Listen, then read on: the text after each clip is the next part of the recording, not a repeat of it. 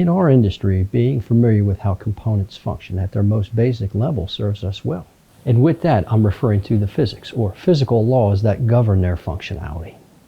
And why is this so important? Having an understanding of the physics involved drives our testing, allows us to build anticipation on what to expect when testing those components, which leads us to have an expectation of what a good test result looks like. And of course, if we understand what a good test result looks like, a bad one's going to stick out like a sore thumb. Today's episode of The Trainer, System and Component Performance Evaluation, this time is on VR sensors, or the variable reluctance sensor. Now, these sensors are worth becoming familiar with because they can be found on nearly every make and model vehicle out there. And the whole idea behind this series is to build confidence for you and your shop. Because if you have confidence, testing efficiency and accuracy becomes optimized. Want to know more? Join me on this episode of The Trainer.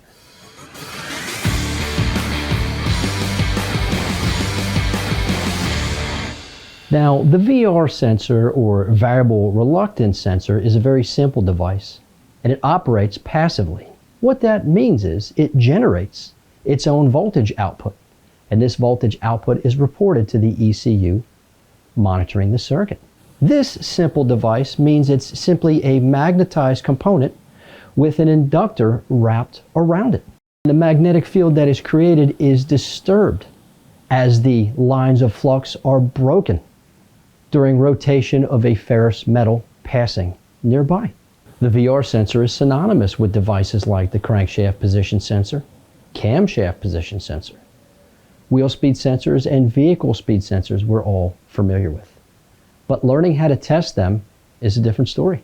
These devices are inductive in nature, meaning they are governed by Faraday's law, one of the laws of physics. And this law relates to a concept known as electromagnetic induction. Faraday's law basically states that anytime a change is made to a magnetic field, a voltage being created or induced in that circuit is going to occur. And we capitalize on this in the automotive industry in the sensors that we use as inputs to our ECUs. As can be seen here, a ferrous metal reluctor is held within proximity of the sensor. And as this sensor reluctor passes the sensor, the magnetic field around the sensor is disturbed and a voltage is induced in the wiring, leaving the sensor and heading back to the ECU. This same electromagnetic induction we're describing here is also what governs the functionality of devices like starter motors and alternators, DC motors like blower motors, and so on and so forth. So understanding the functionality of a VR sensor is key because that's what leads to accurate and efficient testing. The key to the functionality of a VR sensor is twofold, one of which is amplitude, or the height of the waveform created by the sensor's functionality, as well as frequency, or how often a pulse is created. The ECUs monitor the frequency, or how often a pulse is created, to determine rotational speed. However, the key to the sensor's functionality is if the amplitude is adequate enough. You see, ECUs respond to thresholds, and if the amplitude of the signal, both positive going and negative going, does not exceed the amplitude necessary to meet the threshold, the ECU simply cannot see the sensor signal. Meaning even a perfectly healthy looking signal may not be seen by an ECU if the amplitude is not tall enough. Now, there are two basic types of VR sensors we need to be aware of. One references chassis ground and one does not. The device that does not reference chassis ground is known as a floating ground circuit. The significance of understanding whether or not the VR sensor is of a floating ground design is how we go about testing it. As we are aware, our measuring devices like our DVOMs, and in this case our lab scope, display information based upon a voltage differential between the two test leads. A floating ground sensor will allow us the opportunity to capture a signal on either one of the two wires. But the signals on these two wires are both equal and opposite of one another. It's important to realize that because depending on how you reference your tool to the circuit, is how the waveform is going to be displayed, meaning a perfectly healthy looking signal circuit could in fact look inadequate if we don't reference the circuit correctly. With that, referencing your scope to chassis ground, as you can see here, and measuring on one leg of a floating ground sensor, we will see half of the amplitude of a perfectly healthy looking signal. Referencing the opposite side of the sensor, we will see the same waveform, however, it will be inverted. However, measuring across the sensor, as can be seen here, we will see the full amplitude of the signal, basically what is being reported to the ECU. On a non-floating ground sensor, the ground leg or negative side of the sensor is referenced to chassis ground, and the signal can only be measured on the positive side of the sensor, the signal wire heading back to the ECU. So an essential part of testing is understanding what sensor design we are dealing with and attempting to measure.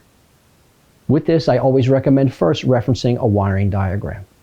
As can be seen here, some clues are present in the wiring diagram at times that can help indicate the sensor design. As we can see here, both the positive and negative leads of the sensor report to the ECU, and they are called out at the ECU as sensor signal positive and sensor signal negative. This is a good indication that we are dealing with a floating ground sensor.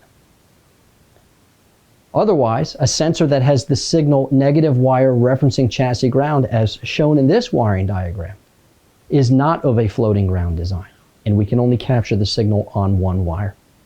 The next aspect to VR sensor signal acquisition and analysis pays mind to the testing location.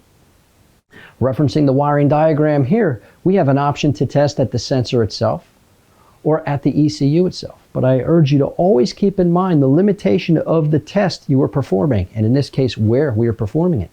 Obtaining an adequate signal at the sensor output does not necessarily mean the signal made its way properly to the ECU.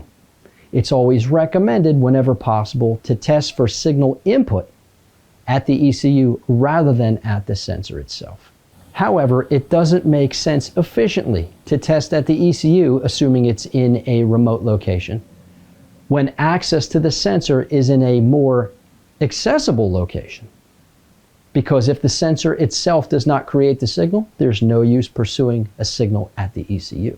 So the VR sensor, or variable reluctance sensor, like all other components on the automobile, are governed by physical laws that we should become familiar with.